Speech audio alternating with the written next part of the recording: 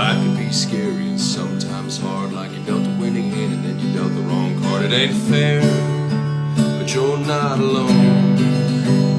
Well, you're down and out and you're high and dry in the darkest valley of the coldest night. You'll find you're not alone.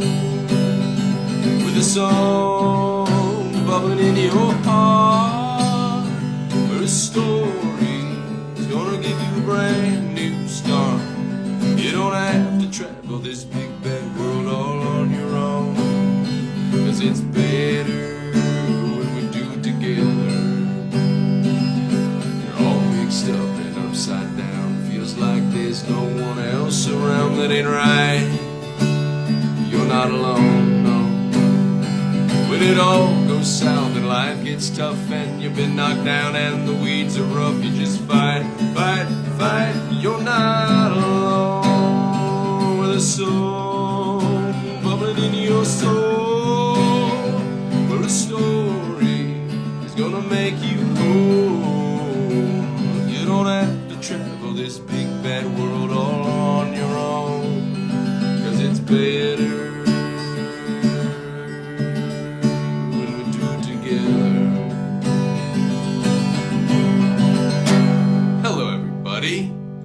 Hello, everybody. How we doing? Welcome to the Polaha Chautauqua. I'm your host, Kristoffer Polaha. It has been, man, life just keeps going, doesn't it? It's an amazing thing. It's like, if it isn't work, it's health. If it isn't health, it's time. If it isn't time, it's something. And it just keeps pressing forward, doesn't it? We were just at the vet, and we just found out that our oldest boy's dog, his little heart is failing, and it's swelling up, and it's causing him to cough. And so we've just got this time limit. So we just literally got back, and we're heartbroken. We're heartbroken for his little heart. But I wanted to jump in, and I wanted to read you guys something. So give me a second to find it. My Bible knowledge forces me to flip through verses knowing what comes before or after Joshua or Deuteronomy. You know, some people can go to Numbers and be like, oh, what I need is right here. I, on the other hand, have to flip, which is something I'm working on. Hold on a second. How are you guys doing? How's everybody doing out there? Are we good? Is life treating you right? Let me see something here. All right. There it is. 165.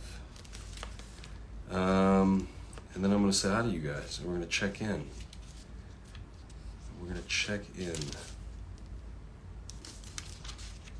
So happy anniversary, everybody. Happy 3 years to the Polaha Chautauqua, to this community.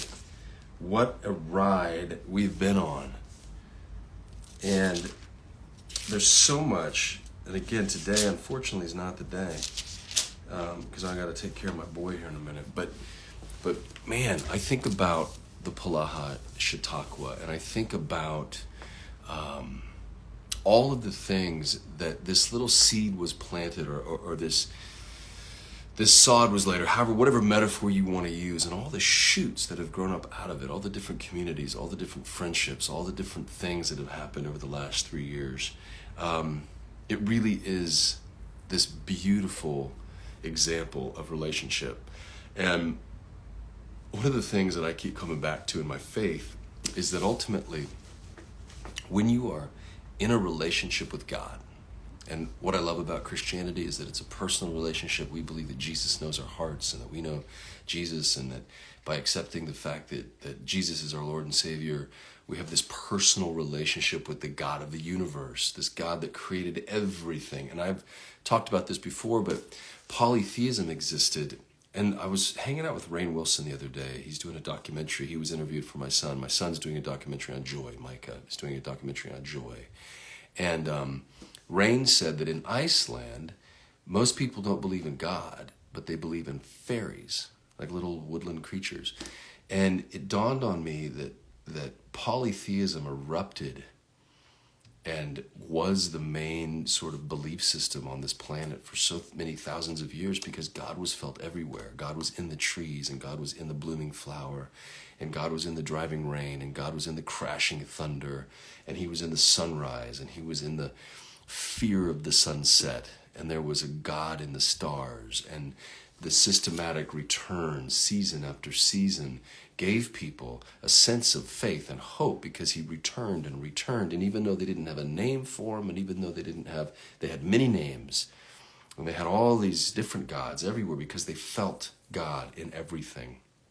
And I think in this modern world, we're so disconnected from our source that when you have a personal relationship with God, and when you find that reconnection, there's something powerful in it, and there's something extraordinary in it. And that's what I love about my faith, is that I get to put a name to God, and I get to have a relationship with God. And that relationship between God and I starts to infiltrate every other relationship in my life. And hopefully it infiltrates the relationship that I have with my wife, and hopefully it infiltrates that relationship I have with my children, and hopefully it infiltrates the relationship I have with the people that I work with, the people that I communicate with, like this, for example, this Chautauqua, and then it moves on and on and on into the stranger that I meet on the street.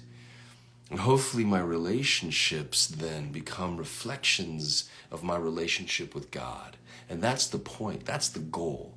So when you are claiming to be a Christian, what that means is that you are in direct relationship with the God of the universe through Jesus Christ, and that daily recommitment to the relationship and recharging of your faith and love and life, and knowing that you've got hope, and knowing that you've got joy, knowing you got all these fruits of the Spirit that are effervescent and bubbling up in your soul, then start to, like light and energy, transmit through you into the world. And that's what I've been talking about, bringing the kingdom of heaven to earth. And I think that's what the Our Father is about. Our Father who art in heaven, give us this day. Our Father who art in heaven, hallowed be thy name. Thy kingdom come, thy will be done on earth as it is in heaven. So it's this idea of bringing heaven here now. And Jesus said, the kingdom of heaven is at hand. And he came to make all things new. And I think that's what's beautiful about Christianity in particular, but faith in general. It's knowing that we are living for something beyond bones and meat, right? That we're living for a purpose beyond just consuming and survival. I want to read you guys something. Let me see something. I'm going to read you a little bit of the message by the translation by Eugene Peterson, my favorite. So the intro to Ecclesiastes says, unlike the animals who seem quite content to simply be themselves, we humans are always looking for ways to be more than or other than what we find ourselves to be. We explore the countryside for excitement, search our souls for meaning, shop the world for pleasure. We try this, we try that. The usual fields of endeavor are money, sex, power, adventure, and knowledge. Everything we try is so promising at first, but nothing ever seems to amount to very much. We intensify our efforts, but the harder we work at it, the less we get out of it. Some people give up early and settle for a humdrum life. Others never seem to learn, and so they flail away through a lifetime, becoming less and less human by the year, until by the time they die, there's hardly enough humanity left to compose a corpse. Ecclesiastes is a famous, maybe the world's most famous witness to this experience of futility. I'm going to go ahead and read it.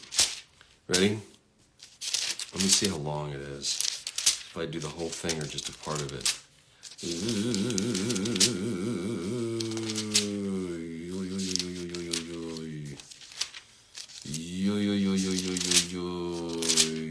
Well, it's it's short enough. Let me just start it out. And maybe, let me see where the Spirit moves me.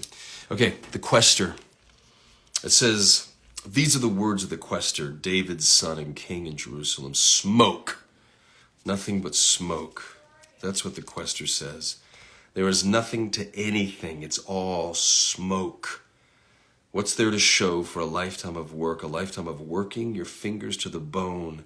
One generation goes its way, then the next one arrives, but nothing changes. It's business as usual for old planet Earth.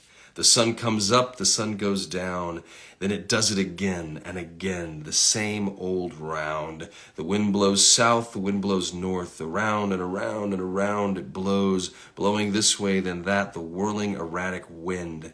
All the rivers flow into the sea, but the sea never fills up. The rivers keep flowing to the same old place and then start all over again and do it again. Everything's boring, utterly boring.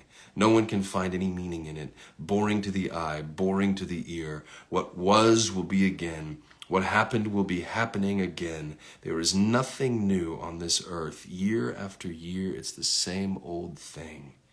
Does someone call out, hey, this is new? Well, don't get excited. It's the same old story. Nobody remembers what happened yesterday, and the things that will happen tomorrow, well, nobody will remember them either. Don't count on being remembered. Hang on one second. He's going. Huh? He's going to go. He is? Can I meet with him? Okay. Well, hold on. No, it's okay. Can I show up though? No, he's going. Okay, but can I meet him there, right? Maybe. Okay. And then he says, I've seen it all. Call me the quester. I've been the king over Israel and Jerusalem. I looked most carefully into everything, searched out all that is done on this earth. And let me tell you, there's not much to write home about. God hasn't made it easy for us. I've seen it all, and it's nothing but smoke. Smoke and the spitting into the wind.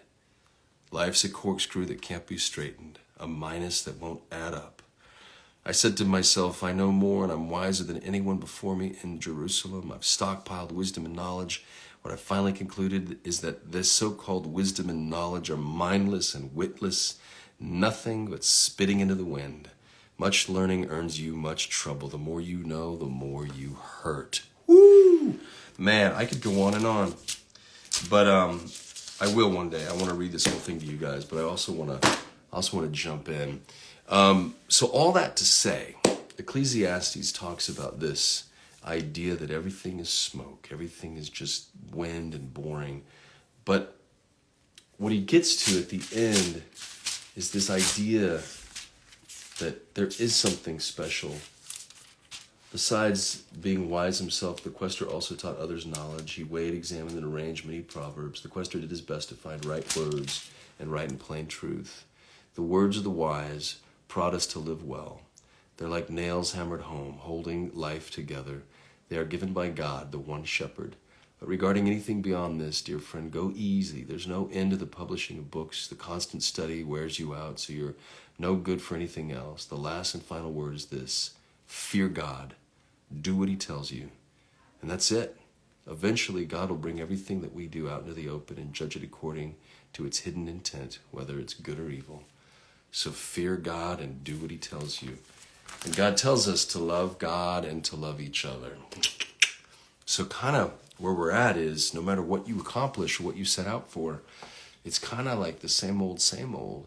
And I think this is coming off of the tail end of a lot of work and a lot of being away and a lot of, you do these things and you make movies and you write books and you build community. And at the end of the day, it's all ash. It all just is what it is. And what's left are the relationships that we have and the people that we love and the people who love us. It is the people that we are in relationship with. So I wanted to say this to you guys today as a reminder to be fully present with the people who are in your lives, to love them hard, to dig in hard, and to just really love each other, So that's kind of where I'm at, and I wanted to share that with you guys. Now, I want to say hi to everybody. So, We got Stephanie in the house. We got Ann in the house. Naomi's in the house. Dale's in the house. Kelly's in the house. Jeannie's in the house. Jeanette's in the house. Bunty Fox is here. Naomi's here. Eileen is here. Snapshots. Gail is here. Hi, Gail. Hey, Rebecca. Hi, Rebecca. She's here. Aaron Brown Thomas is here. Hi, Aaron. Tracy's here. Lisa is here. Mimi Palmer's here. We got so many people. Sarah and Nancy are here. Sherry is here. Ann is here from Minnesota. Robin is here. Rosie is here. Dolly is here. So many people are here. All right. Hold on. I'm going with him. You are? In the separate car, I'll switch with you. But what about Micah? I'll be back. I'm gonna take a separate car. He's just not good. Okay. Well, do you want me to go? Why don't I go? Huh? You know what, guys? We're gonna pause the Chautauqua today. I'm sorry. I've got some stuff going on. We're all good.